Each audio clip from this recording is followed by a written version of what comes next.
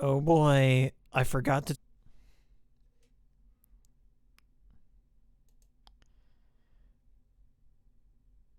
There we go. Streaming resumed. It died. It died, and now it's back from the dead. Much like a lot of things lately.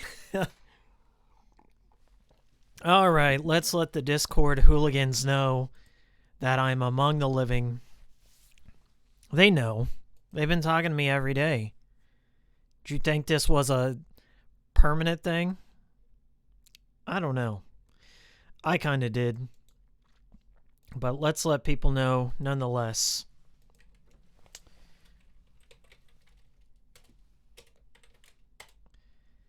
Send now. There you go, blowing up the entire Discord. Looks like I'm still live. Alright. Life is good. Let's get the monitor headphones.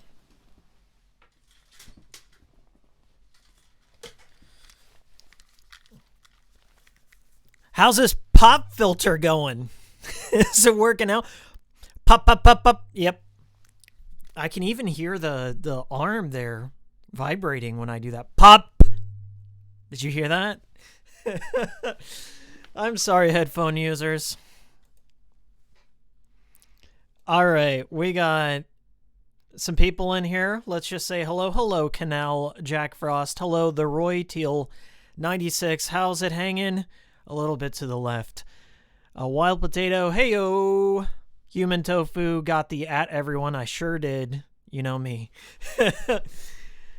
Welcome to this impromptu talking with your boy Hikiko Saturday afternoon stream. It is afternoon where I'm at. I figured that it's been a month. I kind of got my head in a better space, and I'm ready to just talk about what's been going on in my life, where I'm about to head. I'm about to head on like the biggest adventure of my entire lifetime, future of the channel, things I like, things I don't like, that sort of thing. And, really, I'm just going to treat this as an open-ended Q&A. I've never really had a designated Q&A before in the channel, just kind of people ask me questions when I live stream, so we could just do that and have a good time. We got Ben in here. Is that a jeans jacket? It's full-on denim stream. It's not jean. It's a Old Navy jacket that I got at a thrift store. I was looking for a lightweight jacket, something that's not exactly winter and not something that's like one of those, summer windbreakers. I wanted something in between because when I'm going to Tokyo, it's going to be in the mid 50s most of the time, so it's not going to be completely cold or completely hot, just right down the middle. And I wanted something that was versatile, so I got myself this gently used Old Navy jacket. I want to show something here. This right here, it's got a little hole right there, and it kind of goes like there's the lining of the jacket, but it doesn't go all the way through, so I can patch that up.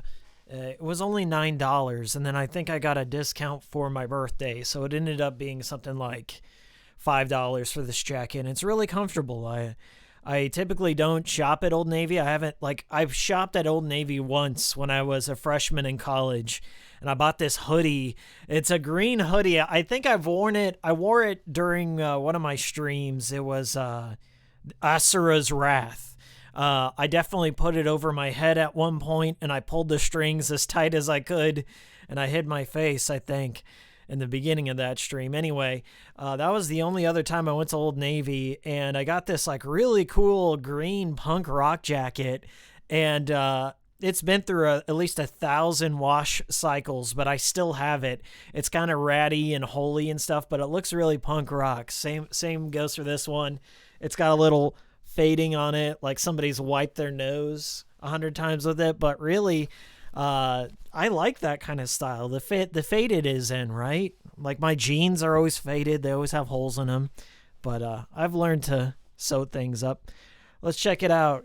Are you moving to Japan? Says the Roy Teal 96. I am not moving to Japan. I am visiting I'm flying out to Tokyo. I'm staying in Kiba. Kiba means fang in Japanese, in Nihon. And I'm going to be traveling all over the 23 wards of Tokyo. I'm mostly staying in Tokyo and just checking it out, going to each major city, spending a day there. I am going to the Ghibli Museum at one point. I'm going to like an owl cafe. There's a cafe where like owls hang out on your shoulders and you drink coffee with them. And a whole bunch of other like cool theme cafes, big tourist attraction kind of things, underground video game stores, arcades, all that stuff. I'm still trying to figure out how I'm going to film a lot of that. A lot of it's going to be shot on my Handycam. Some of it's on my DSLR. I do have this cool thing right over here. So about this time last year, my patrons helped me get this. Like every time I get Patreon money, I just kind of tuck it away and I figure out what the next thing I need for my channel is. And this here is a Zoom H4n handy recorder. And it's also kind of like you can use it as a preamp so I've got this is an XLR microphone that's going into my 2i2 preamp. Well, this here is like a handy little recorder. So like you can record conversations between you and another person. It's got these 180 degree mics on there. And I use it just like if I want to record something, but I don't want to have an obvious mic, or I want to record outside or at concerts. It has a whole fuckload of settings, and I use it a lot just for like when I'm out and about anyway. So while I'm traveling, I'm going to have this just in case I want to record something and have better audio. That's not my onboard video mic. It's shitty. So like there's a video on my channel called Nerdcore Rap Show, and it was the first time that I got my Panasonic 3D. Here it is right here. So I bought this Panasonic like HD camcorder. This is like what I use for like really quick, like say I'm at a convention or something and I really need to get some footage. So I use this motherfucker right here because you just point and shoot and it does all the work. But the thing is, it has terrible preamps on it. So like whenever I'll give you an example. This is what the audio sounds like, but it's even more distorted and stuff. So that's what it sounds like on here. So when I combine these two things, they're actually a formidable duo here. They actually make things sound pretty good, and I don't have to worry about peaking. Thank you. Oh my gosh, Frogface, thank you for the 50 sec donation. This message was brought to you by the Frog Squad. Ribbit, ribbit. Go check out my friend Frogface. He has done almost an entire series retrospective on the Metroid series, and he does these things called boss breakdowns where he goes into the minutia of all the boss fights. He's a good guy. Let's see. Zed Dunderson, how are you, Hiki? I'm doing a lot better than I was last month. Last month was really rough, and we'll get into that. Chem Psychopath, my man, glad you're back. Glad you're black is what he says. Glad you're black. Well, I will take my place upon the progressive stack. If you want to honor me with that, I will take it. Wild Potato says, okay, here's a question that I'm not sure you answered or not. Is that like the real Neo Geo MVS or something you built? How did you get it and how much did it cost? Says Wild Potato. Wild Potato, let me move the camera. Right over there. See that? See that right there? Oh my god, I fucked up my camera. I had the good angle. That was showing off my game shelf. Let's get it back. Right there. There we go. That's what you really care about. That Neo Geo MVS, I made a video on my channel. It's called My Neo Geo MVS. It was originally like a Patreon video, but I released it because I realized Patreon paywalls aren't exactly cool with people or myself. Anyway, I got that MVS. That's a Neo Geo MVS.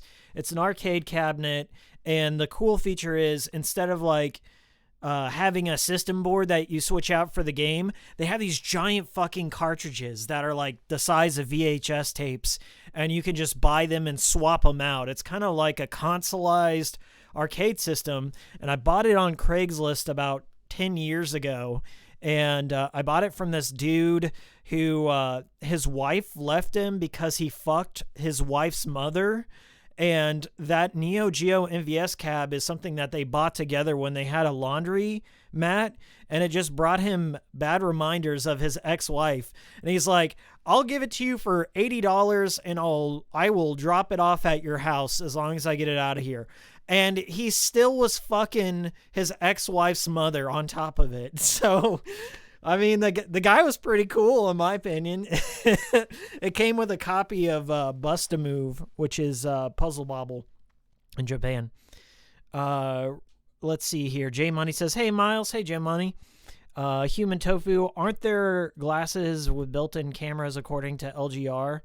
Yeah, he has, like, LGR uses kind of like a GoPro kind of glasses wherever he films things, and I think what he does is he records things, but they don't record audio, so he has to go in post and do his like overdub. Let's see. J Money, did you go to Japan? I'm about to. It's coming up real soon. I don't want to give out the exact dates for obvious reasons, but once I go, you guys will know. I will be making a video about kind of my experience in there. I don't know if you guys like vlogs or not, but that's what's coming. Hey, Max. Wild Potato says, I think there's an arcade in Japan that is a the Kowloon Walled City from Hong Kong. Yeah, and it's all the Kowloon Walled City is what inspired the slums from Final Fantasy VII, the Sector 7 slums. Yeah, that's further south from Tokyo. I would have to take like about an hour and a half trip to get down there. I think it might be in Kyoto. I'm not sure. I'll have to look into that, but I am going to a few Sega arcades for sure. Hello, Weeaboobs. Hello, Maso Star. Let's see. Canal Jack Frost says, I'm happy or better. Shit, I was kind of worried. Yeah, yeah, I wasn't feeling too good. My motivation was like, it went from 100 to 0 right after you know what happened, and it's coming back. Like, I'm already starting to kind of miss making videos, and like the editing I don't miss so much, but it's like writing the script and recording stuff and just having a fun time and talking with you guys. Of course, I'm still talking with everyone kind of every day, but I've kind of slowed down on the Twitter end. Like I just check it and see if I get messages and reply to those, but really I've kind of chilled out on Twitter, and that's definitely helped me out. Like, Twitter is just such a massive stream of information all the time, and news stories and people fighting with each other and memes and stuff like that. I don't think the human brain was meant to absorb all that shit on a day-to-day basis, but yeah, that's helped me out. Ben says, Tokyo is weird. You find yourself thinking you might be retreading the same tourist traps that everyone does, but you realize there's just so much. It's impossible not to have a unique trip. Yeah, that's what I'm looking forward to. So I don't have like the strictest itinerary in the world. I have like 1 or 2 things mapped out per day. And what you'll find is that Tokyo is like a reservation-based society. So in order to go to like the most simple things like some restaurants or cafes, you have to have a reservation like a month out in advance. Like when I wanted to go to the Ghibli Museum, the Ghibli Museum, their tickets are about, I think they're about 1,000 yen, so about $10 normally.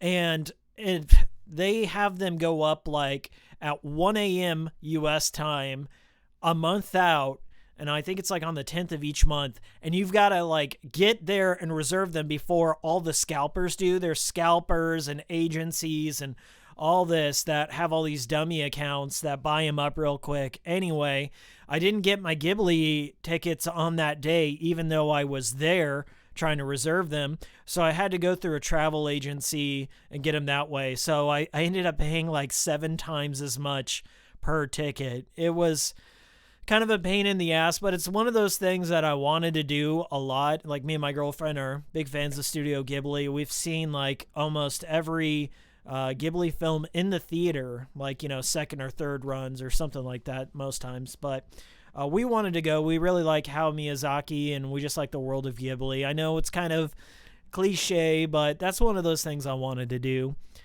So I got those tickets lined out. Let's see here. I'm trying to catch up. Azure Wolf says, hello, hi, Hikikomori, greetings from Italy. Bonjour!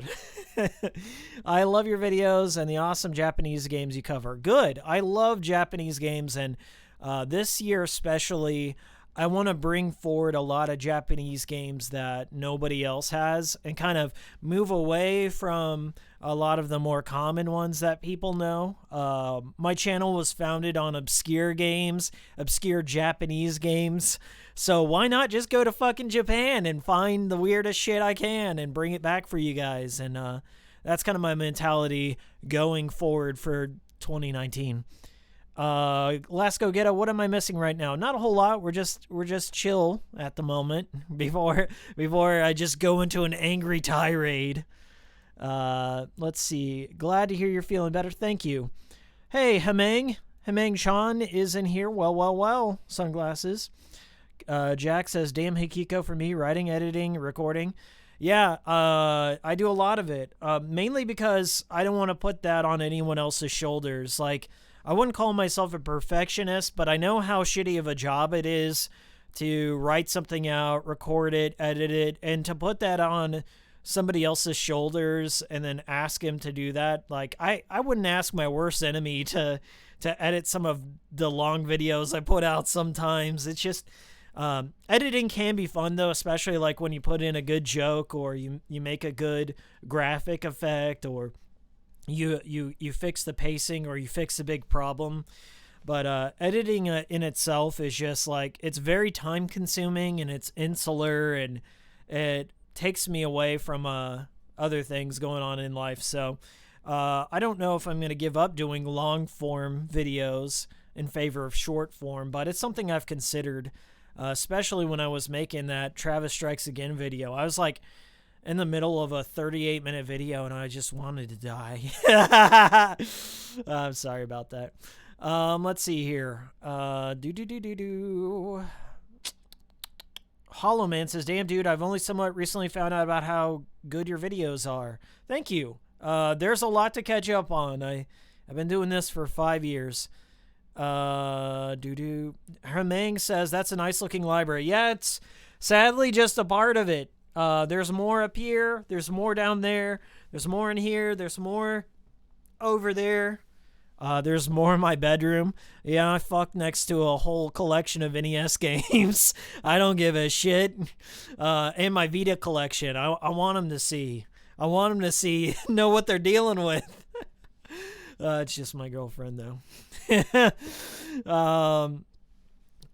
Ultimate Trainer says, hello, nice Illbleed. Yes, this is my copy of Illbleed. My favorite Dreamcast game. Behind it is the ticket that I photoshopped for Kirk Almighty. This right here is, it says Michael Reynolds Horrorland Illbleed invitation card, Dear Kirk Almighty. There was no template for this, so I did the best I could in Photoshop to get it looking as accurate as possible for that one little skit for Kirk Almighty, my best friend. We got also The Simpsons Singing the Blues. This just kind of got added last minute to that video. This was fucking hilarious. Kirk Almighty and me, we go to thrift stores together before we film a skit and just see what we can use, or things of that nature. And he gifted me this. He was just like, he found this at the thrift store. I was like, oh my God, we've got to put this in the video. And that's kind of how that came about. So yeah, this is kind of like my, also over here's my can of Hassie. It's my crazy games / just Blue Stinger, Illbleed Shrine going on over there. I really love those games. It was fun to talk about. Also, my legit copy of Illbleed. I didn't go on Etsy and buy it for $30. This is a real deal. In fact, I think I paid like $5 for this back in 2000 something when GameStop was clearancing it out. All right, let's go on through. Canal says, I don't like editing, but recording is what I dislike the most. Also, I don't like Twitter that much too. Yeah, like, I hate my voice sometimes. Like, I can't get the inflection that I want to do. So, like, sometimes when I make a joke, it's not obvious. And for some people out there that watch the channel, like, especially if you're a content creator that likes to joke around and put in, like, non sequiturs in the middle of a video essay, like, you know, my grasshopper stuff, or just one of my big old retrospectives, like, it's hard to approach a game that's very humorous and also not be humorous. I don't like to be deadpan. I don't want to be like a robot just regurgitating Wikipedia articles about a subject and just have no emotions or feelings towards it. And I think a lot of people out on YouTube expect that of people. They expect no personal investment. They want the creator to be completely detached from their work and detached from the game. They just want kind of like a highlight reel or an annotated let's play about something, and I can't provide that. I can't completely just have an out of body experience or give a tour of a game or tell somebody, like, talk from my heart. You know, that always has to be there for me. And I think my favorite content creators, you know, it's kind of like 50% the information, 50% the personality. And yeah, that's what I hope to bring. Like, I'm not trying to pretend like I know more than anyone else. I just like to have fun with it. Let's see here. Going through. Sorry, I'm trying to catch up. The chat's moving a little faster than I'm used to. Do. Yeah, but yeah, go ahead and throw them out. Have you enjoyed Travis Strikes Again? Says Mr. Surigi. So my Travis Strikes Again video, I think I'm just gonna put one out after it's complete. By that I mean when all the DLC episodes are done. My initial impressions were I liked the game a lot. I understand that there were a lot of references to Suda's other works, and I mean, like, that stuff is good on the surface, and I'm just going to come out and say it. It feels kind of hollow and fan servicey, and it doesn't necessarily meet the initial goal of introducing a new generation to Travis Touchdown or No More Heroes. I think for Suda fans, they're really going to love it. They're going to understand all the nuances and the callbacks and the references and try and connect the extended Suda universe. But for the average consumer, they're not going to give one shit. They're going to see it as a surface level experience. Like, this is weird. I don't understand what's going on. The gameplay isn't really good enough to carry the experience forward on its own.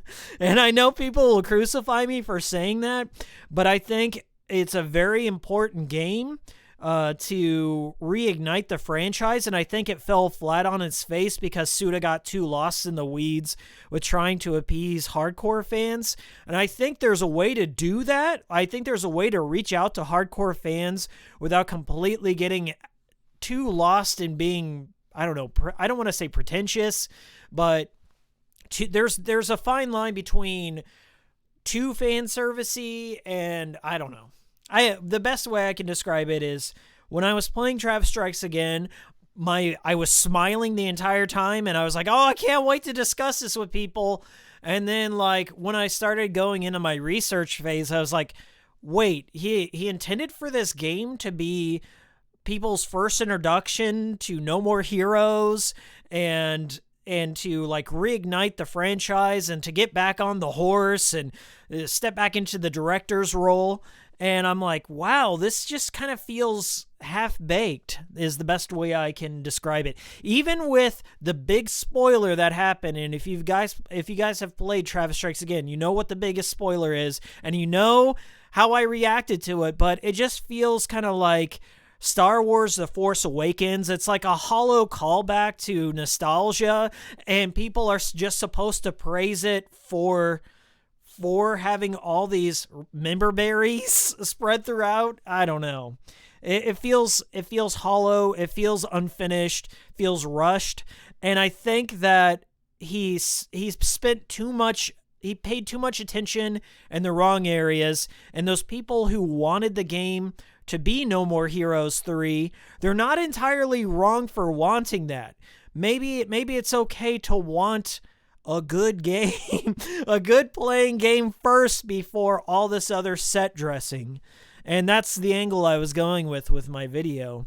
And I just read, like, not on top of the whole did you know gaming shit and the other people that were, I don't know how to describe it. But on top of all that and all these people, like there's a whole line of Grasshopper fans that go out there and just say, well, these people just didn't get what Suda was going for. And I think that, yeah, there's a degree of validation that comes from recognizing what Suda was going for with his work, and there is a greater extended Suda-verse, but to even follow it, just as a person who's a big fan of Grasshopper, that's played every single game that's been translated into English and some that haven't, like, I followed the entire trail of Grasshopper manufacture. But in order to do that, in order to collect all the references, you got to go across several generations of consoles. You got to buy a couple of different versions of games. You got to buy games that nobody bought. You have to play through 100 different endings on the 25th Ward, something that I recently did just to find the one that connects it to Travis Strikes Again. And while that may be a fun journey for like the hardcore pseudo-elitists, like not everyone has the time to invest into the deeper lore. And so like even on its surface, like, so looking at it just from the average consumer perspective, I would just feel like I don't know what's going on. This is confusing. And the gameplay is just like a watered down X-Men Legends. And that's not enough to carry it forward. So I like the music, of course. I like all the callbacks. I like some of the ideas in play, but there's a lot of it that I take issue with. And I think for some people that's a hard pill to swallow. And that's what I encounter as a content creator that has opinions on things. You either get people that are like, oh, that's an interesting perspective, and they just move on with their day. And then you get people that write you walls of text telling you why you're wrong about taking in somebody else's frame of mind. Like, I was going to come down pretty harsh on all the reviewers out there that were just going to be like, it's not No More Heroes 3. But then I was like, maybe that's the wrong approach. Maybe being a gatekeeper and being kind of like a contrarian about Grasshopper is not the right approach to carry forward the company, to carry forward the future of the franchise that you love. Maybe it's okay to make a Michael Bay film every once in a while so you can then have your David Lynch surrealist piece too. You've got to have something that's a little more entry level and appealing to a wider demographic to get people invested in the franchise in the first place. At the very least, at the bare minimum, at least have a No More Heroes 1 and 2 HD compilation before you release the third series. That's, oh no, it's a guy it's a side story. That's kind of bullshit, and we all know it. I think he's just saying that. I think that's PR talk from Suda saying that, oh no, this is a game anyone can get into. It's really not. And that's the hard truth. I'm sorry I kind of spoiled my Travis Strikes Again video, but I wrote 12 fucking pages on the matter. And I couldn't find a way to trim it down while being nice. I wanted to be nice about it. And I wanted to kind of, like, the video was kind of aimed towards Grasshopper super fans that just, I don't know, that are so lost in that world. And it was going to be kind of like an olive branch, like, hey, maybe it's okay that we can admit that the game is kind of shit, and it's a little too up its own ass when it comes to terms of like trying to evoke nostalgia and warm fuzzy memories and hardcore fans, that it's turning off a huge demographic. And the sad truth is, like, we need more games like Lollipop Chainsaw in the series to appeal to get more people on deck to bring in the new generation. And that's my personal feeling. That's how I discovered the Grasshopper series, was like playing some of those more A-sides stuff. And it got me to fall in love from there and dig deeper. And I think that's important too. Like, you got to have, like, if you're Nirvana, you've got to put out something like Nevermind so people will go back and listen to Bleach, you know? I'm sorry. I'm sorry. That probably didn't make a sense to a lot of you out there, but that's how I feel. I feel like making video essays defending every little choice of Suda. Yeah, you can defend him as an artist, but as a businessman, he's kind of dumb. I'm sorry. I'm just... I got a lot of strong feelings on it. A lot of strong feelings. Well, there it is. There's your Travis Strikes Again video. But I will make something about it when all is said and done. But that's how I feel on it. People were right to criticize it. Oh, boy, the chat went a little nuts here. Where was I? I know I got a donation in there. Let me check it.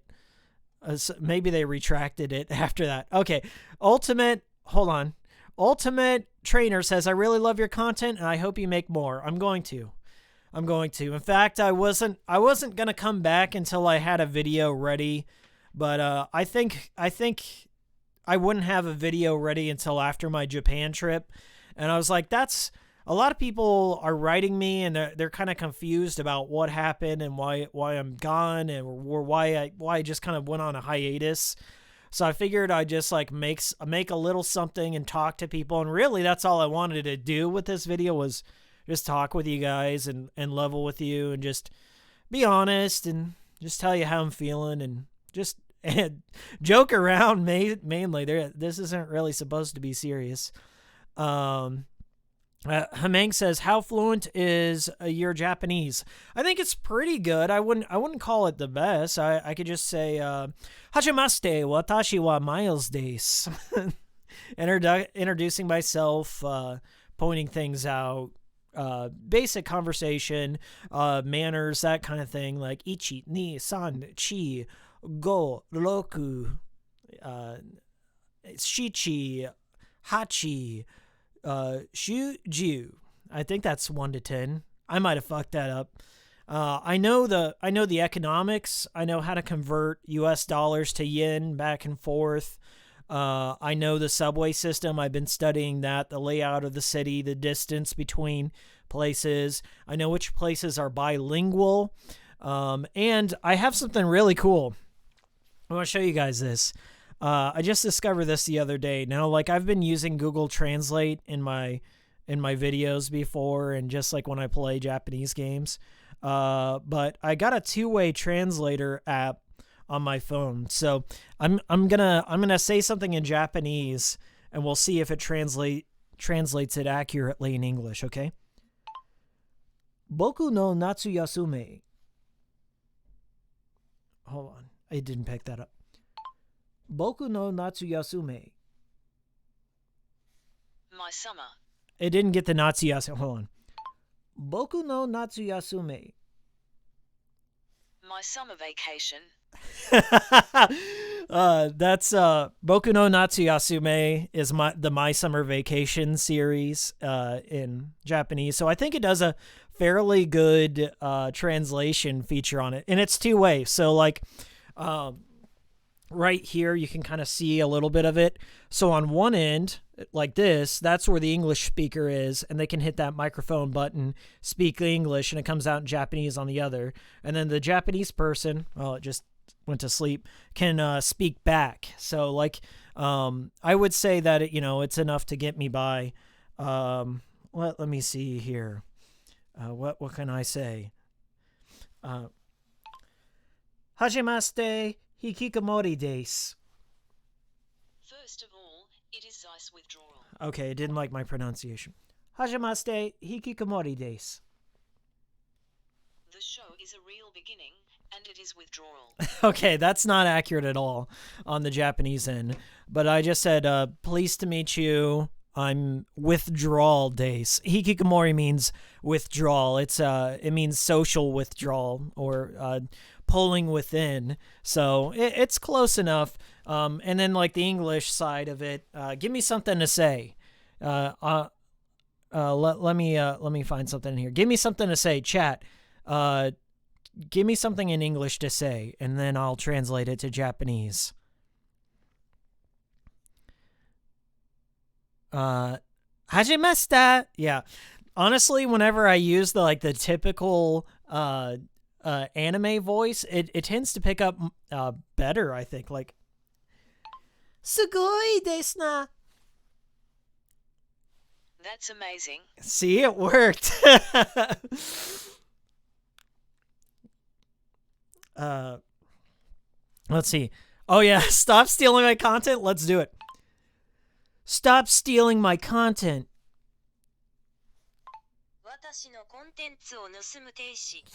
You got it?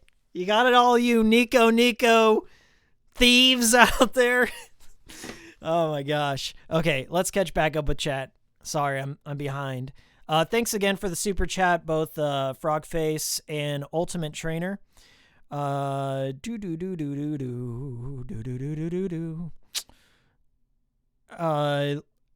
Human Tofu says TSA had decent gameplay, but only the last 3 levels were interesting.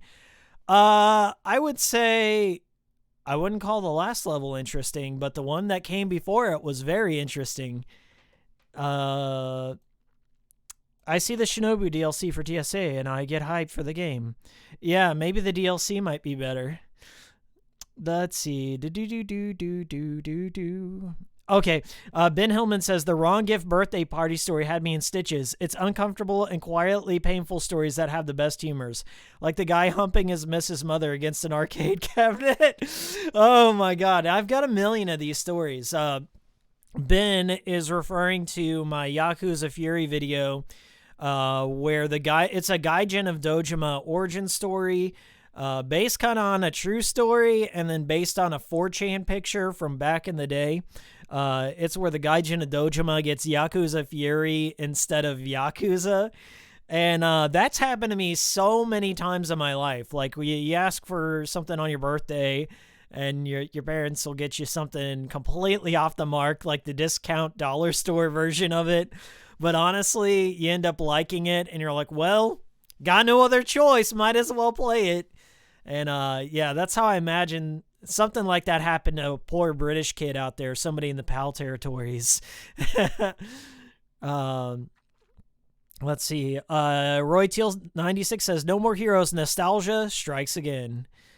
No more heroes. Travis shirts again. Oh, I had a pretty big rant in my script about those t-shirts. Okay, here it is. Just for the record, before anyone else says it, those t-shirts that Suda, he met with all those indie game directors and got their t-shirts, got the permission to put a licensed t-shirt of theirs in his game, was the only genius marketing idea he had. And I'll tell you why. Because he knew that every single one of those creators was going to tweet out about how they had one of their shirts in his video games. Free marketing right there. Oh, I'm in a Suda 51 game. Let me tweet this out right now. So, yeah, that's happening. Like, even Swery's guilty of that. In fact, Swery did it first. Swery did it in D4. And I don't think Swery gets enough credit for that. He put stuff from like Spy Fiction, Deadly Premonition, Crimson Dragon, and then Killer Instinct, Gears of War. He included a lot of different video game cross promotion in D4, but nobody tends to remember that but me. Yeah, I think that's the only real big-brained move that Suda did in terms of marketing was putting in somebody else's IP in there just so they'll do the marketing on the back end for him. What a good guy. Let's see.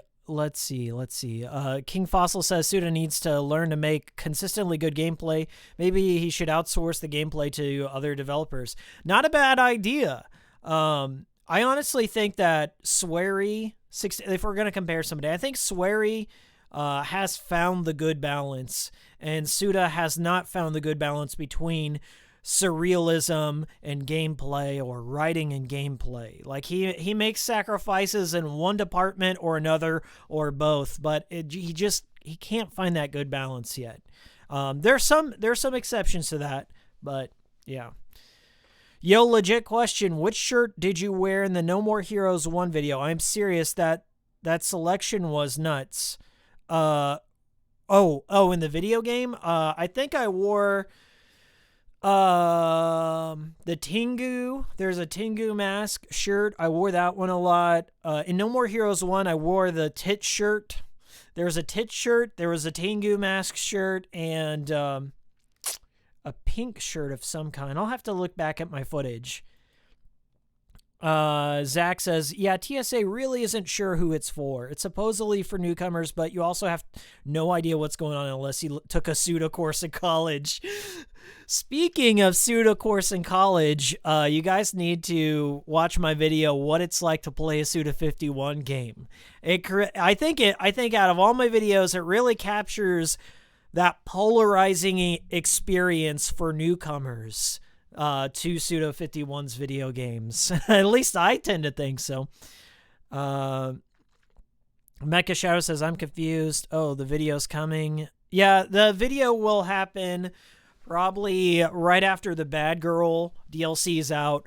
But I just wanted to let you guys know what my opinion is, what to expect from the video. Maybe it's a good idea to just come out on the record and say what my opinion is on it, and just let other people take it and implement it into their scripts and pretend they had that opinion first. That's a big brain move, Miles. Yeah, whatever. Fuck my life. You interested in Devil May Cry 5? I liked Devil May Cry 1. I liked 1 through 3. I didn't play 4. And I think 5 is a direct continuation of 2. Is it a sequel to 2? I'm not sure. But yeah, I'll give it a shot. I'm not going to be like pounding down the GameStop doors for it, but I'll definitely play it sometime. Sanensen says, I missed the Q&A summary. The Q&A is still going on, Sanensen. It's good to see you. Clawfinger says, I definitely agree with every word you said about TSA, even though I really liked it, but your argument still makes a lot of sense. I love TSA. I absolutely love it. I know it's a game that was made for somebody like me, but I also think it's a detriment to the future of the franchise. And just because you throw in a teaser of what No More Heroes 3 could look like on Nintendo Switch doesn't guarantee jack shit. Okay, it doesn't do anything to get me excited. I think it just puts a lot of false expectations in the heads of fans that he might not be able to live up to. I think he capitalized way too much on nostalgia and the goodwill of his fans instead of, like, I don't know. I don't think he took a bold enough approach with the game. I don't know. It feels like Suda recognized this whole indie game phenomenon in Japan and America and wanted to jump on board with that, but he didn't know where to start, so he went retro a little bit, but he went with some really bad, like, he doesn't have a good framework of what retro people are into. And like the good example of that is that level wherever it's like a vector space shooter. That was a really big miss in my opinion. And so some of the retro choices, like, I don't know, he didn't go far enough. I feel like No More Heroes 2 did a lot better at recognizing the retro in the golden days than Travis Strikes Again did. Anyway, I'll get into it some other time.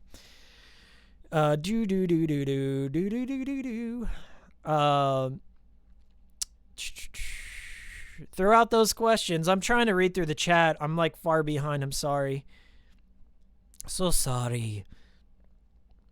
Hey, Brad's in here. Fireball. Long time no see, bud. I hope you're doing well. Name of the application that I was using, my translation application, it's Microsoft Translator.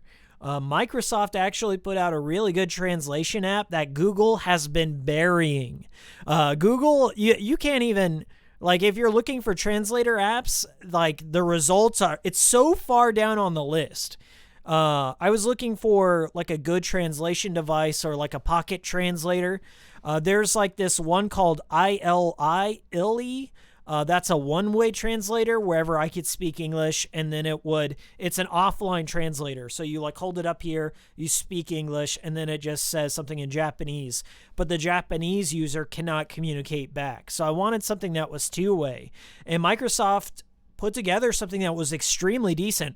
And it also has like a photograph translator on there. So I thought that was going to be really useful. Weeaboob says Hikiko talking Japanese with an anime voice is so beautiful. Kawaii desu na. The only discount birthday present game I ever got was Mobile Light Force 2. Got pretty lucky. Let's see. Ultimate Trainer, did we get the missing shirt? If not, we need one. Suda said that there is going to be a future collaboration with the missing. Like, he and Swery got together, and the first thing they're putting out is a Deadly Premonition collaboration.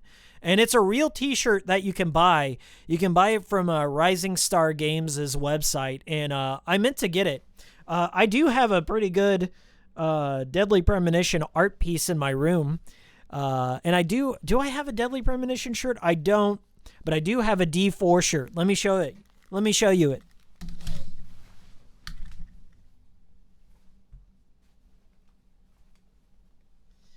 Check this shit out right here. That's David Young, and those are all the foods that he's planning on eating. This has got like devil's food cake, deli sandwich, daikon radish.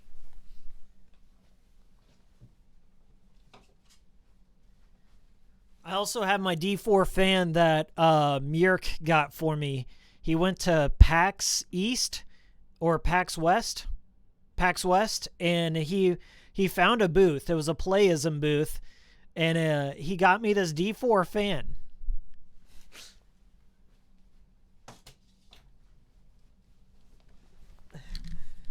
I'm behind on chat. I'm sorry, guys. I'm catching up. Yeah, D4. D4 is my personal favorite Swery game. Let's see. Well, I gotta get going. Thanks for your content. Thank you, Weeaboobs. Zelda has shirts in the game, so I was wondering if more will come. Last go get it. There's like a couple of Zelda shirts. Yeah, make sure you at me if you have a question. That helps me find them quicker. Last Go Get Us says, have you played Travis Strikes Again in co-op? I think jumping in the chips makes the combat a bit more interesting, but co-op must be better. Yeah, I did play it. I played through it with two different people. One of my friends, thought it was okay. He wasn't like, he had never played any of the No More Heroes games, and he's like, yeah, this is kind of mindless fun is what he said. As I said, like, that's how you're going to see it. You're just going to kind of see it as an average beat 'em up. It feels like a very stripped down X-Men Legends. You guys know what X-Men Legends is, or Marvel Ultimate Alliance, like wherever. I love those games. Don't get me wrong. The X-Men Legends is fucking sweet.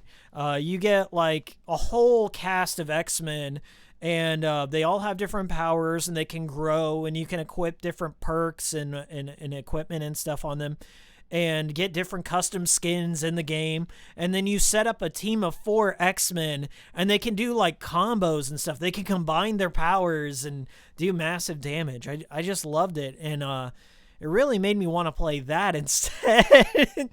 Like, that's probably not a good thing to say. Let's see. Nice shirt, man. Thank you, Hamang. D4 fan for a D4 fan. I've made 3 D4 videos up on my channel. From the very beginning to like the death of D4. It's something that I find enjoyment talking about for sure. Let's see. I was wondering more. Oh yeah, that shirt, by the way, that I just showed you, that D4, was made by Viserious. She makes the animated Pokédex, if you've ever seen that. She's a really good artist. She's a part of Twin Perfect, recent member of Twin Perfect, I don't know, a few years ago. Anyway, she has a Redbubble shop, and that's where I bought it. Okay. Anyway, let's go through here. Your anime voice makes me hard, Hikiko. Oh, thank you. Appreciate it. Let's see here. Sanderson says DMC2 is after 1 now. It's pretty simple outside of 3 now. So it goes 3, 1, 2, 4, 5. Oh, I didn't know that. I thought 2 was like supposed to be the end of the timeline, like in the far future. Learn something new every day. Yeah, so what's been going on with me? What have I been doing during this break? We'll just go into that. So let's talk about why I had a little meltdown there. I know a lot of people have just joined the channel or subscribed, or they're checking out my videos. Like right before I just got frustrated, there was a whole bunch of people that had subscribed and discovered the channel and shit like that. And that always tends to happen, is like, I get so frustrated with YouTube, and then like a whole bunch of people are like, what the fuck? Why are you leaving? I just got here. And it's kind of like a semi-annual occurrence with me. Like YouTube is just frustrating because like when you make something, when you put your heart and soul into your channel and somebody comes by and just completely lifts your framework or lifts your ideas, or just I don't know. How do you describe it? Like I told this story in my Chibi Robo stream. Like not a lot of people have seen that one, but in my Chibi Robo stream, I kind of go over this story where I was in college, and there's this guy sitting at this table, and he was kind of like a really older student. He was like in his mid-20s and stuff, and he's completely just wasted all the time, and he would never do his homework, and then he would just like rely on people to let him copy their answers. And like what I found it disgusting, quite frankly. It's just like, man, these people who are studying every night, these people that are, you know, trying to make themselves better, and they're younger than him. They're younger than him by like 6-7 years, and here he is just like completely just riding the line, letting everyone like do all the groundwork, and then he would just like show them absolutely no respect. He wouldn't thank him. He would just kind of like, you know, ask them shamelessly every day. And it got to the point where eventually he asked me, and I looked at him dead in the eyes, and I was like, no, you're not going, like, and he didn't even ask me. He held up his hand, and he was just like, homework? You got your homework from last night? Got it? Can I have it? Give me it. And I just got really like angry at him. And I was like, no, that's not okay. Like, yeah, you should try. We're like 3 weeks out from finals, and you haven't tried once. Like, what are you going to do when you're out on your own? I'm not going to give you my homework. I'm going to encourage everyone else not to do the same. And like after I had this like heartfelt talk with this guy, like I was really sad. Like I was angry at first, but then it just kind of got to the stark realization that my words were just being lost in the sky. A girl from an adjacent table comes by and drops off her homework for him, like right after that. So like right when I was trying to get through to the guy, somebody else came by and just dropped it off for him. And then the cycle continued. And I felt the same way about my channel. I just kept seeing it over and over again. It's just like I put my heart and soul in like coming up with something original and starting a series, or starting a conversation about something, or producing something that I put a lot of heart and soul into.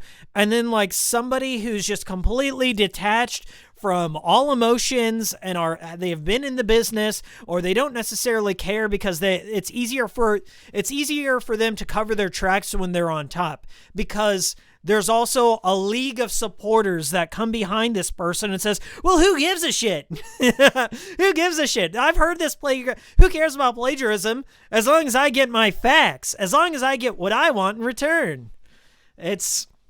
So I felt like my work was being devalued in a sense, just because like these people can't even do you a common courtesy. Like the guy, when he held his hand up to me, he didn't ask. He just held his hand up to me. He pointed out my homework. Give me. And like, it's not an acknowledgement of the other human being in this process. Like, you obviously took something from me. You obviously want something from me, but you can't talk to me. You can't message me. And that's where I just kind of fell to pieces over it. It was like, and this has happened a lot. This has happened with the Simple series. And it was happening in real time. I was watching it happen every time I would put out a Simple series video. 2 weeks later, there's an article on Hardcore Gaming 101 when no one else had ever made a review on this game. And I always look before I choose a topic. Who's talked about this? Who's talked about it? What did they say? Am I going to be retreading the same ground? And I distanced myself from it. I was like, okay, maybe I don't want to cover this. This has been covered way too much. And then just people, they enter a denial mode. I don't know how they convinced themselves that I had no hand in their inspiration, or my videos didn't do anything. I don't know. Because it's obvious that these people, like, I have verifiable things that these people have watched my video, that some of them have even commented on my videos that they've lifted. And like, what am I supposed to do? What's a recourse that I have as a content creator? Like, as long as they're not completely downloading my videos and throwing them up on their channels, at that point, am I the asshole for calling it out? Like, I'm not throwing out content IDs. I'm not throwing out copyright IDs and stuff. I just get mad. I get mad because it fucking sucks. It's not a good feeling. It's not a good feeling because you're not being recognized for the work that you did. And that's everywhere. Like, it's in every facet, every society. It feels like creativity is a commodity that's taken for granted. And people don't necessarily care where the origin of something started, as long as, as long as enough people are behind a creator of some kind. And I feel like because like I have a smaller reach, my voice gets like buried under it. And when I fucking stood up to what were they? Did you know gaming? Like, that's a channel that I watched back in the day, like when it was on normal boots, but I stopped watching because I realized it was just Wikipedia synopsises of things. But when it came down to it, they had watched my video. And I know they watched my video because I didn't start talking about the Sword Action trilogy until like 4 or 5 minutes into my video. So not only did they steal the footage from it, but they stole the Sword Action shit like right out from under me. So it's like within a month, within like 29 days. And there was no denying it. But there are people that are like, oh, who cares? It's fair use. And I'm like, it's still shitty. Can I say it's shitty? Can I be allowed to be pissed off that this big-ass 2 million channel stole from me? Am I allowed to complain? I think so. And so it got to the point like wherever like I felt a little defeated and disenfranchised with it. Like, what am I doing? I stopped and I asked myself, like, what am I doing right now? Who am I making my videos for is the main question. Am I making them for myself? Because that's how I started Hikikomori Media. I started it with Threads of Fate, a game that I really loved. And I knew I was sloppy. I knew I didn't have the editing talent or the writing talent, but it was something I wanted to grow with. And I think that was a core philosophy that kind of got lost along the way with my channel. It was like, when I started up like the Grasshopper series, like I felt like I ended up making my videos for this community that doesn't even really like me all that much. A lot of the hardcore Grasshopper people don't like me, but the people who were new to Grasshopper, who didn't know anything about it, really accepted my videos, and I think it resonated with them because I didn't approach it from a contrarian perspective, if that makes sense. Like I didn't approach it from a, like, I know it all, because I don't know it all. And that's what I wanted to convey. Like, I wanted to approach my Grasshopper series from a lighthearted perspective. And I didn't want to, like, sit there and just read off blocks of text or interviews and stuff like that, because I personally don't think that's fun for a very long period of time. Like, I've done it, like in my Shadows video, I have a whole bunch of quotes and stuff like that, but I wanted to, like, ease off of that. And I think, like, the more opinionated I became in my Grasshopper videos, like, the more it drew out, like, the shitheads. Really, like, people wrote me these fucking long wall of text video, like, point by point, and where my videos wrong, even though my videos are just kind of like opinions. I don't know, like, I saw one today that was just way off the chain, and I was like, it got caught by the spam filter because this dude was, like, posting links and other shit like that, and he called me a clown, and so I'm like, okay, dude, I guess the point is like, I like games, and I would say I love certain games, but I don't love them enough to care to, like, debate you about it all the time. Like, you know, I like, it doesn't matter to me if you don't like my videos. That's fine. You can, but if you're going to write me a whole essay about something, maybe you should just make a video in response. Like, I'd watch your response video if you want to do that. Just, I don't know.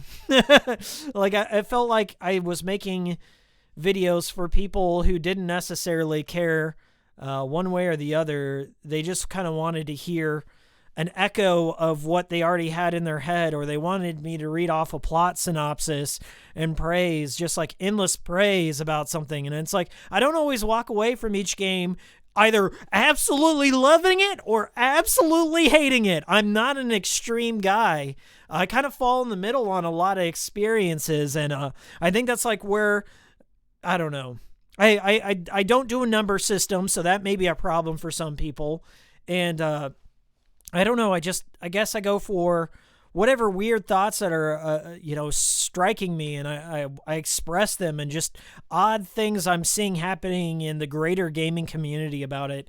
And so, like, when I was making my Travis Strikes Again video, I was like, man, I'm not having fun with this, you know? I'm not cracking as much jokes. I'm kind of like going through, breaking down things in a very robotic, monotone way, and that's not who I am. And I kind of put the brakes on it. Like, I was like, first of all, when I start making good shit that I put a lot of time into, it just gets lifted, and people deny it, and they lie, and they just don't want to own up to it. And the worst part about it is like, when they approach me as their friend, and they try and strike up a friendly decorum with me, and then they start, like, either digging for information, or I don't know how to say it. It just feels like very two-faced of people. And, like, I don't know how people live with themselves doing that kind of shit. I think it's disgusting. One of the worst things you can do. And I was just like, how do I approach this? Maybe I start making shitty videos with false information, just leaving fact bombs in there, kind of like Guru Larry does sometimes to Watch Mojo. And I was like, but that's cheating my audience. That's cheating the people who turn up to my videos expecting to learn a little bit. You know, I like to teach some things, point out some things, but I don't think it's fair to the people who watch the videos to lie. And so I think the one thing that I can rely on is my sense of humor, my personality, and my own perspective. Those are the things that started out my channel. I mean, like, people are into the more, how do you say, formal information delivery, but that's, I don't know. I don't find myself being a huge ass video essayist, if that makes sense. Sorry, I got off on a tangent there. Let's see who showed up here. We got Kenny says, "You look surprisingly well put together for a NEET." Yeah, I get that a lot. You're not a true Hikikomori. The Hikikomori name itself I've told this story a couple of times, but for those of you who don't know, there was a period in my life like where I did isolate myself and I fell into my obsessions and I didn't like leaving the house, and it was a very bad time in my life. It was after my mom died, and I started collecting like endless NES games and video games, and I didn't like to leave the house. I would only leave the house to go to class, and I'd try and set it up to where I'd have only online classes. I didn't socialize. I kind of cut a lot of my friends out of my life, and I was really sad. And like in that, I started to like see other content creators and people that wouldn't typically have a voice start like writing out videos, and I was really enjoying that aspect. And I had this idea for a character called the Hikikomori. I had a character that was also kind of like a Hikikomori called Phil Hatley before. And so, like, I kind of embraced that side of myself and, like, my love of Japanese games. And it kind of just stuck. The Hikikomori media. I didn't want to, like, name myself, like, a pretentious name. I don't know. Hikikomori might be a pretentious name. But, like, I didn't want to call myself, like, cool Japanese game dude 17 or what have you. Like, I didn't want to put a little anime avatar to make an abstracted version of my personality that kids would click on. I didn't want to, come at it the wrong way. And the Hikikomori lifestyle is something that, like, while it's depressing on the outside, it's kind of comforting. It feels like you're in the womb. Have you ever seen that series, Welcome to the NHK? It's about a Hikikomori who's going through a really bad time in his early 20s, and he finds comfort in making his own hentai game, and he finds friendship, and he finds kind of like his confidence again, and he finds esteem. And I don't know, I really connected with that whole idea. I also watched a documentary on Hikikomoris, and it just stuck out to me. I feel like it's a social phenomenon that's more widespread than just Japan. Just falling into a community or falling into an obsession with a hobby, being very insular and not being able to connect to the outside world much. And my love of Japanese games kind of feels that way sometimes. It's kind of like where the Hikikomori came from. And when I made those Hikikomori videos, they're like taken to such a dumb and ridiculous degree. And they're kind of like outsider's perspective on what NEETs are like, and just played over the top for laughs. Anyway. 1, 2, 3, 4, 5 says, 6 says, glad to see you're streaming. Thanks, man. Azure Wolf says, sometimes people on the internet can be really mean. I wonder why. I'm always nice to everyone. Yeah, I mean, like, the mean shit can be funny to me. Like, it's something that I don't know. Like, sometimes I'll respond to mean comments. Other times I'm just like, whatever. I don't care. Like, I don't take it too personally. Hemeng Chang, do you have a day job? I do. It's one that I really love and I enjoy. And that's all I'll say about it. How do you feel about Shenmue? I've made several videos, Dokam360, about my thoughts on Shenmue. Look up any, just type in Yakuza on my channel, and you'll find a lot of that. Patty says, your channel really underrated for how much work you put in your videos. Yeah, I get that a lot. I don't know how to respond to that. Like, I definitely appreciate the sentiment. It does mean a lot when people recognize it. I think my main issue is, like, I realize how much work I put into my videos. My videos can take, like, weeks of writing, or sometimes it's just recording every little point. Like, the worst part about making a video is when you write a script and you want to reference a particular example, and maybe you didn't capture that or spend enough time in your gameplay to capture that. And I go as legit as I can with capturing my own footage. And if I don't, I reference it and I say, this is where it came from. But I try and capture all of my own footage because I feel like that's the authentic way to do it. It's like by playing the game and then also having video of your gameplay as well as your writing. It's like the whole experience, the genuine thing about it. But I honestly don't care if people use my footage. Just reach out to me. Just say, hey, can I use this? Can I? I don't care. I will say yes.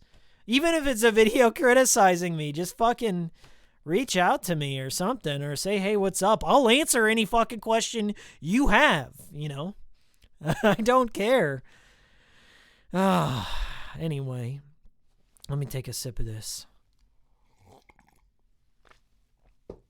Hemang says, I immensely relate to Welcome to the NHK. Yeah, it's a great slice of life anime. If you guys ever want to like watch an anime that's kind of like, it's a comedy, but it gets really deep in places. It touches like some crazy depression themes, like suicide at one point.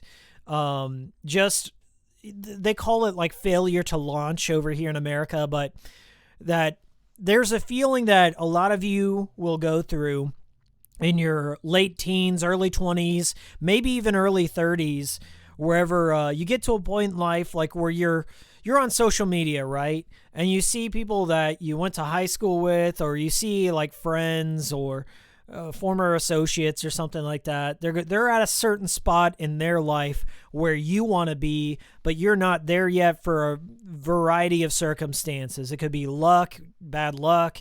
It could be just you had just a rough patch in life, and now you're trying to get back on your feet, what have you. And some people react to that like, you know, very negatively, and they kind of like, you know, wall themselves off from the world, or they just keep falling into that cycle. It's like a vicious cycle of depression, and you feel helpless, and you don't know how to push forward. And there have definitely been spots like that in my life, like where I'm just like, what am I doing? It feels like I'm circling the drain. I don't know what my next move is. I don't feel like I have enough energy to do what this other person is doing, and it just makes you feel defeated in a lot of ways. And there's been a lot of hard shit that I've had to deal with, and I haven't talked a lot about it on my channel. It kind of goes on in the background. It's like you only see one side to creator, and like, you know, anytime the camera's on, but when it's not, like, you know, there's definitely some challenges that you go through, and that's life. That's just how it goes. I'm definitely in a different frame of mind than when I started the challenge, I would say, or the challenge, the channel. When I first started the channel, things were a lot more tough. My mom had just died. I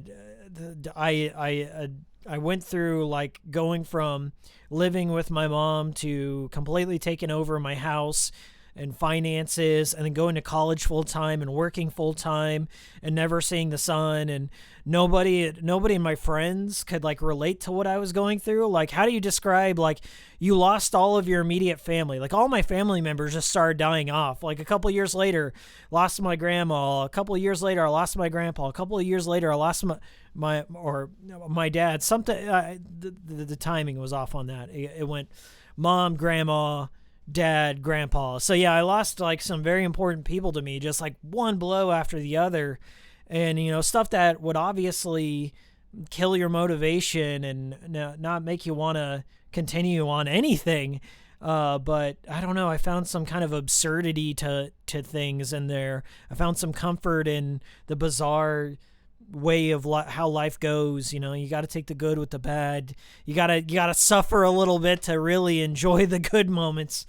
It's a longer story than that, but yeah, when I started Hikikomori Media, it was like during a really bad time in my life, and I needed an outlet. I needed something to like find some humor in, and express my love of something and share in something, because I felt like I kind of felt morality or mortality for the first time. I felt like I understood how precious life can be and how quickly things can go. And I used to like be in acting. I used to be in musical theater.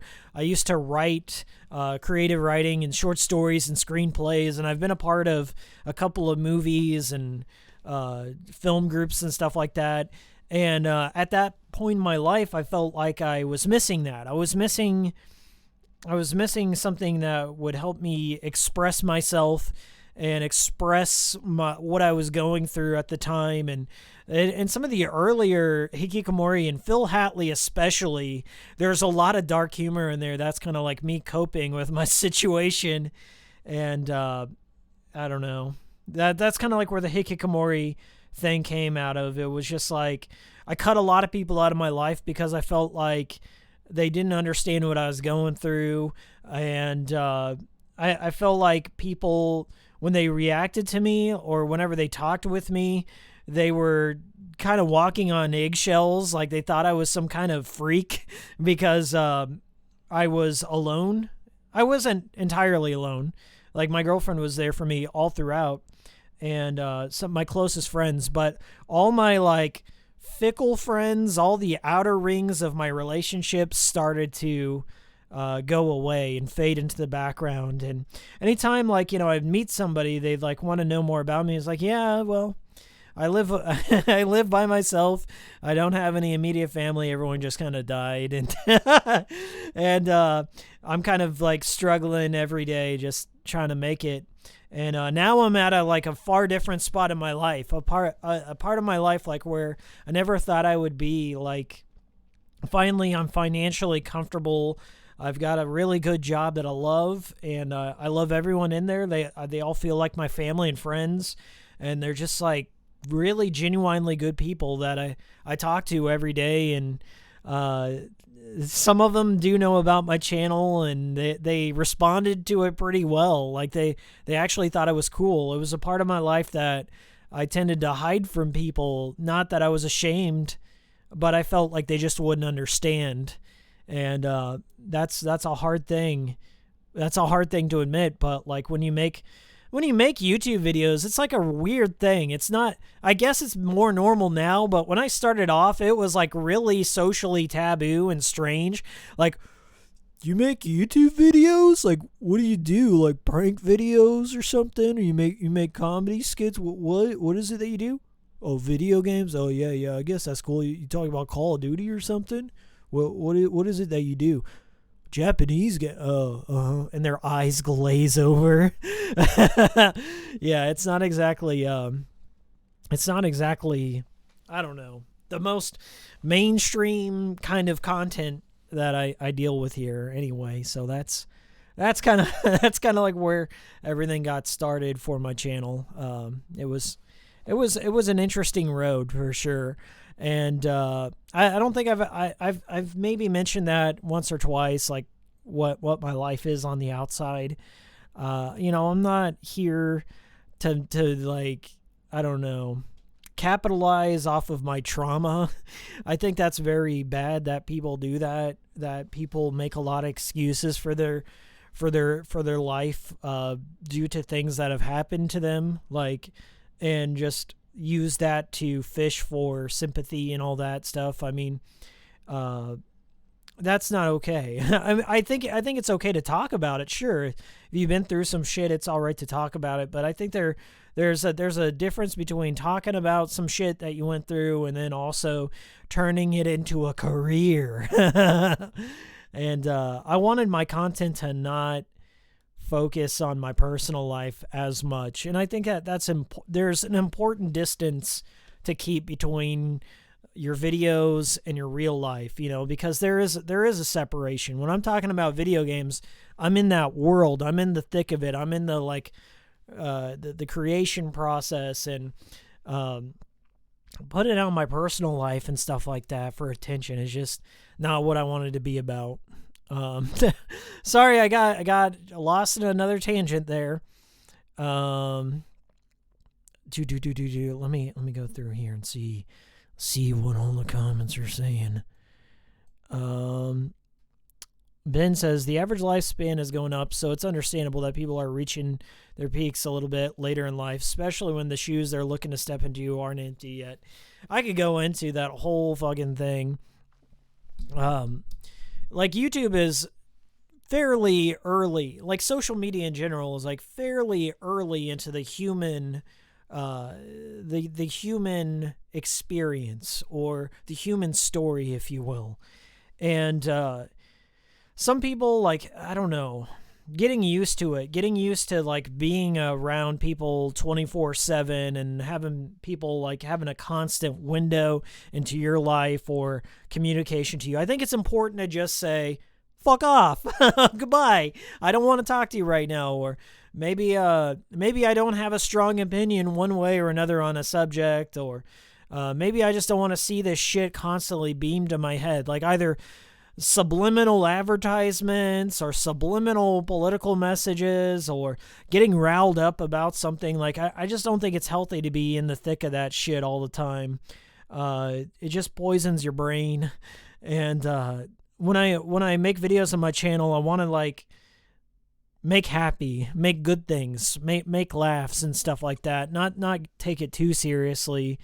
And I don't know, a couple of my videos out there have been like a call to arms on a certain subject, but I don't think I can get too overworked about a certain subject. Like, my main goal here with Hikikomori Media is always to show an appreciation for things that are being lost to time.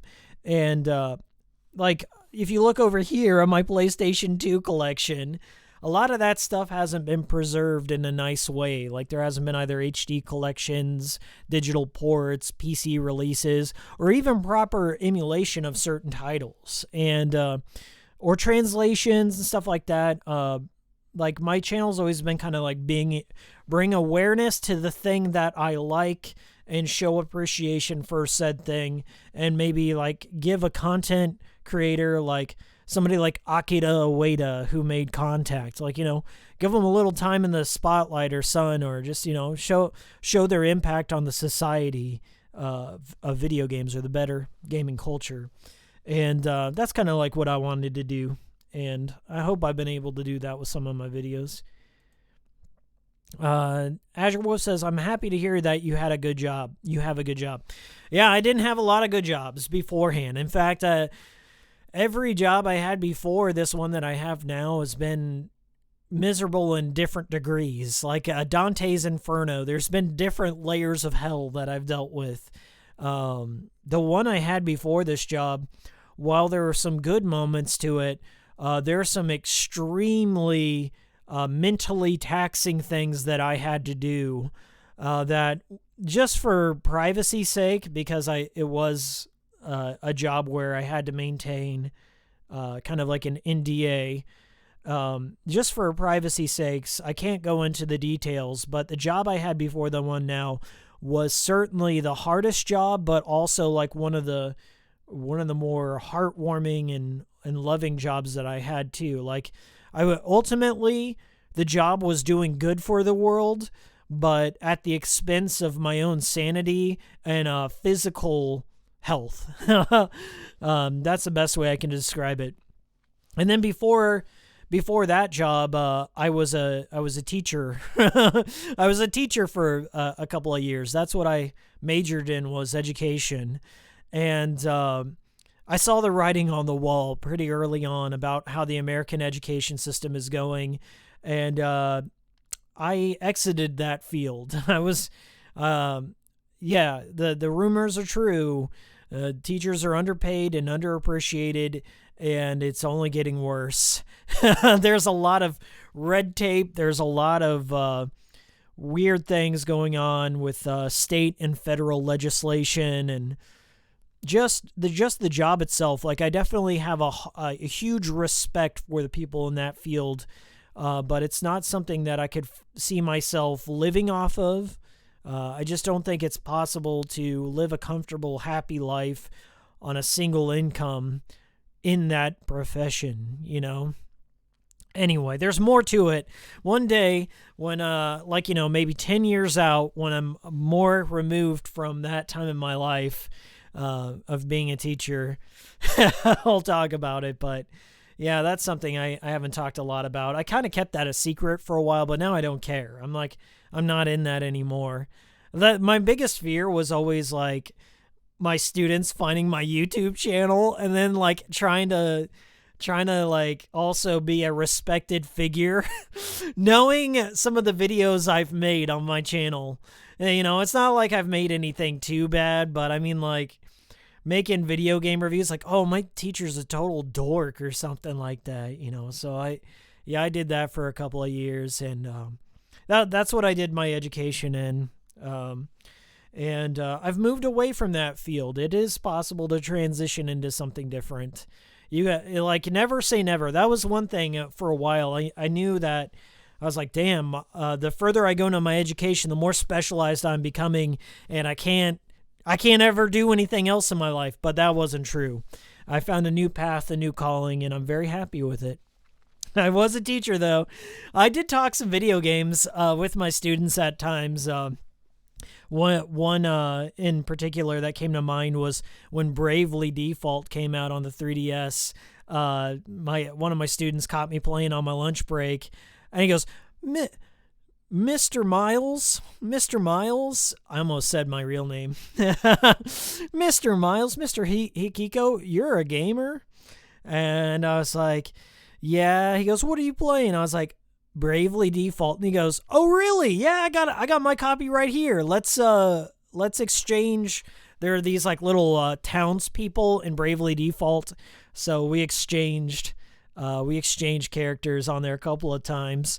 Also, getting street passes was a fucking shit. When you work at a school and you bring your 3DS, I got street passes out the ass. I completed my there's that like Me Plaza thing and the puzzles, and any game that had street pass, man, I was a fucking champion.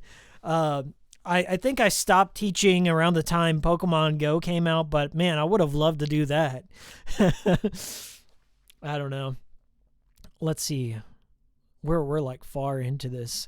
Yeah, this stream has gone some crazy places. Nice collection, says some dude. Thank you. That's just part of it. Dingle, Dingle, I like your name and I like your Yume Nikki avatar. Dingle says, Contact is actually have found the channel. Just looked it up, see if anyone ever talked about it. Yeah, that was one of those games that I played a lot back when it first came out. My friend Jason, Atsu-chan, or Jamal Andre Fubu, Unforgiven Master, he's on this channel. He turned me on to Contact. Like he and his girlfriend were playing it, and I was like, is this Earthbound? Is this related to Earthbound? And he goes, no, it's an entirely different thing. And I played it later on, and I loved it. Absolutely loved it. Go Get Us says that's the most, Contact's the biggest Grasshopper game he played the most. Luke says, love your videos. I hope you come back, but please take your time. I am coming back. I am coming back just kind of slowly. I just wanted to give myself some time to figure out what I wanted to do next. The good news is I figured out what I wanted to do next. The bad news is it's a really complicated video in the sense of nobody's ever covered it. Nobody's ever covered it to the degree of which I'm about to cover it. And it's a callback to old Hikikomori stuff. Like if you've been following the channel for a while, it'll be kind of like a throwback video. I hope you'll like it when it comes out. Hollow Man says, you were with the FBI? Yes, I was. I was stationed in Greenvale. Did I teach English in Japan? But no, I can. I am a licensed teacher. I can teach it abroad. I can teach. They have this thing called the JET program, which I've looked into, but it's a really big commitment. I would have to take everything I own and move over and completely live there full time in Japan. And I'm not against it. Maybe I might do it someday, somewhere down the line, if I like Japan enough. Domcom360 says, most of my teachers seemed like they were on the verge of death. I could tell they were being drained dry from it. Yeah. Yeah, I would say that kind of happened in the late 2000s especially. One of the things that you might not know a lot about is like what teachers deal with when they're not teaching classes. It's a whole nother circus of insanity. They have to deal with administration. Like they have to jump through all these hoops of pleasing parents, even though their kid can be an absolute nightmare. Like it's really just like YouTube comments. It's always like the really shithead people that are, yeah, they had maybe rough childhoods, or maybe they're just like genetically a nightmare or something like that. There's just some storm of unfortunate things that befell this one child, and because of this one or two kids kind of ruin it for everyone else. Like, a teacher's time is always, like, this is what I was told in my undergrad. Like, a teacher always focuses on the extreme. They focus on the lowest achievers, the people like that aren't reading at their grade level, that aren't performing where they should be. Maybe they're acting out behaviorally, or they're focusing on the gifted. They're focusing on the people who are way advanced and they don't need as much scaffolding to get them to wherever the lesson you're trying to teach them. Like, they have core concepts in place, and then the middle kind of fall out. The average students just get ignored in between it, because the teacher is always trying to appease the gifted, who have the parents that are just like, oh, this education is not good enough for my child. I need you to be doing X, Y, and Z, and you need to challenge my child even more. Or you have the shithead kids whose parents are just like, well, my kid does nothing wrong, and you're the one who's being too hard on them, and I'm going to have your job. That sort of thing. And it can be humiliating, because as a teacher, you have no sense of authority in your classroom. You have no control, depending on the teacher. Some teachers are good at playing it. Like, I was fairly decent. Like, my first year, it was a shit show. But as I rolled into my second year, I started to understand how to resolve conflicts and stuff like that. But it's a constant. You never know what you're gonna get, because you're dealing with the public at all times, and it's just mentally taxing, because you see maybe 100 students a day. And to give lectures, right now I'm at an hour 31 in my live stream, and I've been talking nonstop. So imagine giving a lecture like that 3 to 4 times a day, okay? We'll just say 3 hour-and-a-half lectures a day, plus grading. Every time you create an assignment, that's 100 papers you've got to grade, depending on how many different kinds of classes you have. Fortunately, I only had one kind of class that I taught 3 times a day, and then I also had kind of a study hall announcements kind of thing. But imagine doing that 3 times a day, and then also dealing with the shithead kids that the admin won't do anything to discipline them. They do something really terrible to another student, and you tell that to the admin, and then the admin's just okay, we'll take him out of class for one day, but they got to go directly back in. Nothing's resolved. Anyway, so that kind of got to me. But really, most of all, what got to me the most was just it was never ending. It was a 24/7 kind of job. It ate into my personal life. I was sacrificing time with my friends and family just for this job, and I would be exhausted. It was the most tiring job I've ever had, because at the end of the day, after I was done teaching and then dealing with the public all day and stuff like that, I was drained, and all I wanted to do was eat and sleep. I ate the most shitty food in my life. I ballooned up. I was near 200 pounds by the end of my fucking teaching. And for a guy my size, that's a lot. That's a lot for a guy my size. A man like me doesn't wear that weight too well. Thankfully, I've lost the weight. I'm down to 160 pounds, and I was 150 is where I was in high school. So we're trying to get down there. Keep a healthy BMI. But yeah, it's a never-ending job. The American public education system needs some work. Teachers need some more support.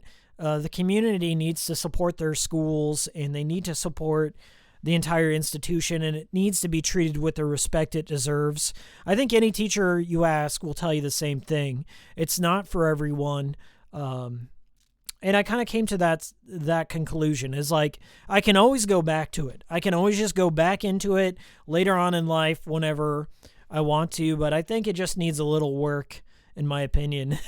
Some things need to change, and honestly, I wanted to do something else. I wanted to focus more on my creative side, and so I got kind of a job wherever, It allows me to work real hard and kick ass at my job, and it affords me the enough to live and enough to do stuff creatively, and that's what I wanted. And there's nothing wrong with being a salary man sometimes, you know?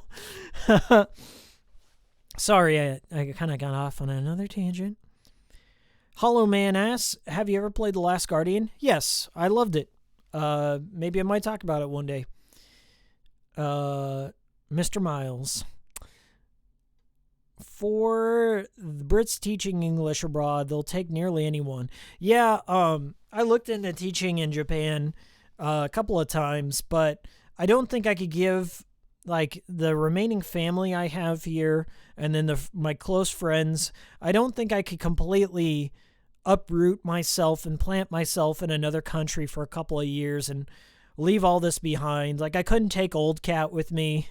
I probably couldn't take the Sugar Gliders either. And I would also have to take my girlfriend with me and just change. Everyone's lives would have to change around my own needs to go teach. And really, it's not something that I'd want to do for 2 years. Like, maybe a couple of weeks, maybe a month or so out of the year, I'd like to do it, but not full time. Domcom says, I was turned on to your channel through your Flower, Sun, and Rain vid. It made me want to seek out Suda's more obscure stuff. That's really cool, man. Thank you. So no hiatus. I miss your videos. Mark, I'm still kind of, easing back into it. I'm going to be producing a pretty big video whenever I'm done with my break. I'm going to go on vacation first. After my vacation, I'll probably put out my video. But I've already written a pretty good script, and it's just something I wrote here and there while I was on my break. And it was something that nobody else has covered or I think is interested in covering. So I feel pretty good about not being ripped off. Sorry. Let's see. I'm going to wrap things up here in a little bit because I'm fucking hungry. I'm going to fill myself with something bad pretty soon.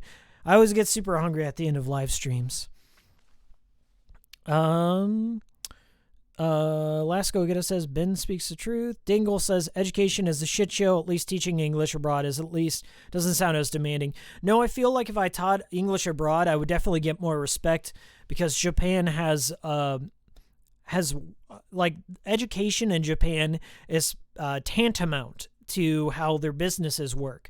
They value education and they value respect in their business culture. It's all kind of like symbiotic in there. But they value English. They recognize that their country is kind of becoming more westernized, and a value with international relationships is bigger than ever. And then a lot of the younger generation in Japan are bilingual.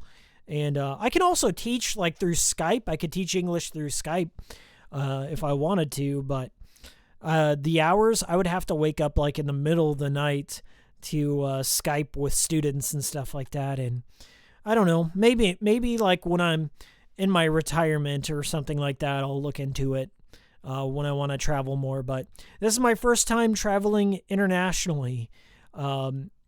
It's going to be a culture shock. The flight is probably going to be the hardest part, so I bought a bunch of 3DS games.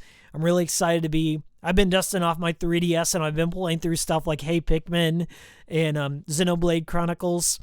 And I'm gonna pick out a short game that I can beat either on the flight there and the flight back. So I got something like Luigi's Mansion. I should be able to beat that in a few hours. Maybe beat something else. Play a bunch of 3DS games. Bonet, hey, what's up, man? Bradley says, do you think the name of your channel is a really big part of why your channel is obscure? It's sad that I'm probably the only Brazilian guy that knows your channel. Yeah, I thought about that. I thought, like, Hikikomori is a hard thing to spell. It's a hard thing to say. And what do you guys think? Do you think I should rename it? Should I shorten it to, like, HM?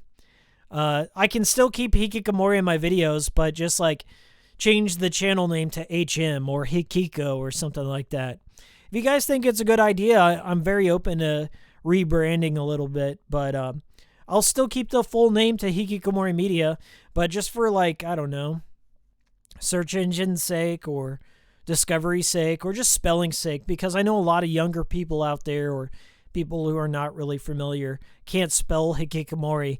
My friend BioPhoenix, every time he shouts me out, I laugh because he's like, hey there, Hikiko, blah, blah. Like he doesn't, he's a good guy. He just like, he has trouble saying it, but I think it's very valuable because it's a hard name to say.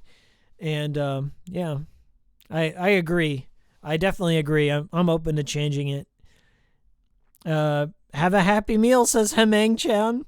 Hemang, I am. I'm going to eat McDonald's in Tokyo. I want to try their KFC. I heard their KFC is actually delicious. There's one in Akihabara that has the Colonel standing out there. It's a really creepy statue of him. I want to eat that. I've got some weird places I'm going to eat. Once you guys see the hotel that my girlfriend picked out for us, you're going to laugh your ass off. You're either going to think it's really cool or really stupid. So, yeah. Hey, CYX. Luigi says, I discovered today that I'm not the only Italian watcher. Yeah, I think a lot of Italian watchers came in because I started covering some Massimo Guarani videos. Garini. Ben says, when you search Hikikomori, you immediately get Hikikomori Cry Wink as a suggestion. Yeah, probably. I know there's a lot of Hikikomori documentaries. Bonet says, it can be hard to say, but it's a really cool name that encompasses the themes of your channel really well. Yeah, that's how I feel. I'm attached to the name. I really am. But I'm not attached to it to the point where I won't rebrand it to like make it more searchable.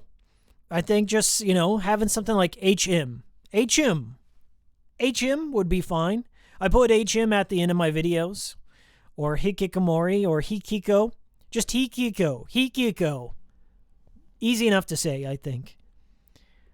Anyway, we're about at the 2-hour mark, so let me shout out everyone. Thanks for coming in. Appreciate this impromptu Q&A. Was good for me. I miss talking to you guys. I miss streaming.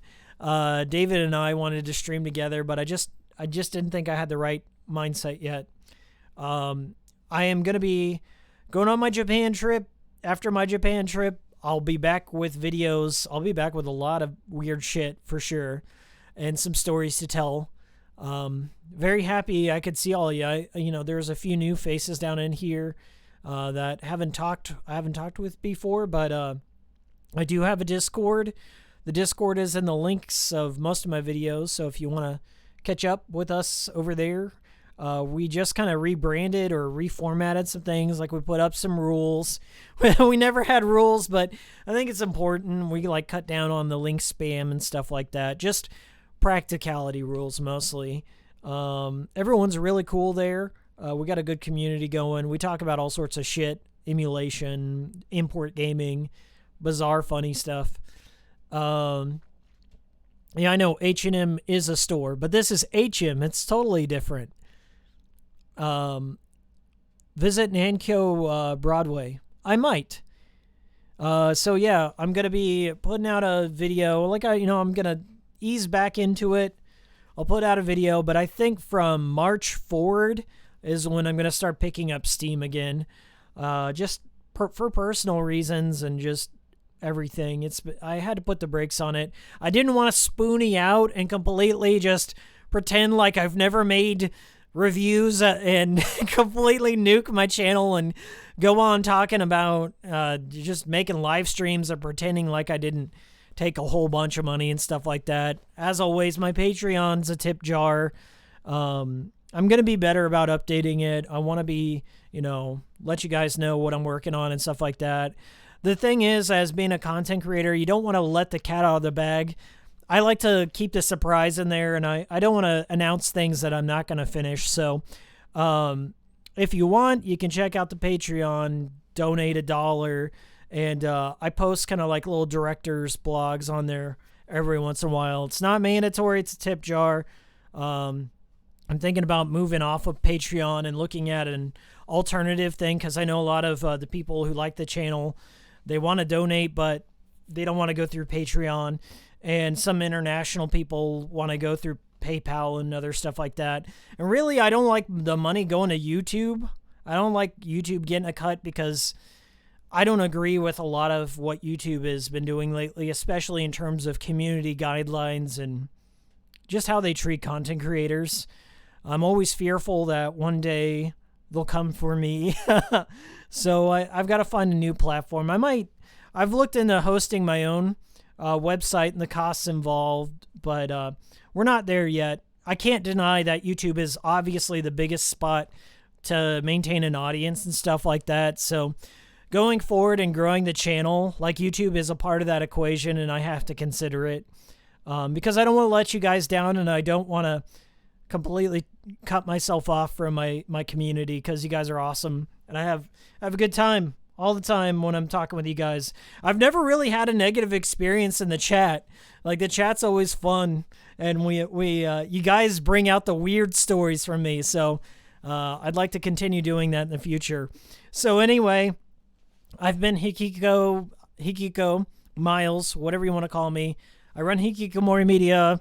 I do obscure Japanese video games and stuff like that. I am going to Japan, so channel might be dead for a little bit, but it's coming back. Just need a little time, a little space from everything. I'm feeling a lot better. I just want to return to the old Hikikomori style. What I mean by that is more fun, freewheeling, jokey, lighthearted, and covering some weird shit and just telling some jokes. I hope you guys will join me on this journey, whatever that ends up becoming. I don't know. But I'm glad you're here. Thanks for coming to the stream. It was good seeing y'all. I'm going to go get some lunch. Shout outs to everyone. Sorry, my voice is shot, so I'm not going to read off everyone's name this time. But I'll leave this up on here for those of you who didn't catch the stream, and see y'all next time. Take care.